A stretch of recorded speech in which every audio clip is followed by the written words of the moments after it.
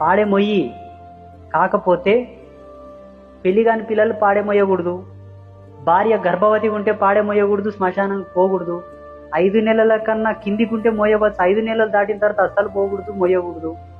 5 నెలల లోపు కూడా ఎవరిది మోయాలంటే నీ డొక్క సంపత్తిని, నీ రక్త సంబంధం, నీ వంశావళికి, నీ వంశవృక్షానికి సంబంధించిన వాళ్ళ పాడే మాత్రం మోయాలి. 5 నెలల కన్నా కింద. 5 నెలలు దాటిన తర్వాత ఓలది కూడా మోయరాదు, గుంత కూడా తోగరాదు, శ్మశాన వాటికి కూడా పోరాదు. వీడియో వైరల్ అయిందంటే ఎవరో ఒక స్వామీజీ చెప్పిండంట, చచ్చిపోయిన వాళ్ళ పాడే మోస్తే 1,000,000 సార్లు కాశీ కోయించినంత పుణ్యం అని చెప్తాడంట ఒక ఆయన. మరి ఒక కాశీ కోవడం ఎందుకు? అందరు పాడేలు మోసుకుంటుండ్రి, అందరు పాడేలు మోసుకుంటుండ్రి. అది కాదు సందర్భం, అది సందర్భం కాదు. పాడే మోస్తే వచ్చే పుణ్యం వస్తుంది, కానీ అది ఒక పద్ధతి ఉంది, దానికి ఒక అర్థం కూడా ఉంది. అనవసరంగా వాపోకండి మీరందరూ కూడా. ఇట్లా చెప్పడం బట్టే పిచ్చి పిచ్చి దాంట్లకంతా ప్రాధాన్యతలు పెరిగిపోయినాయి.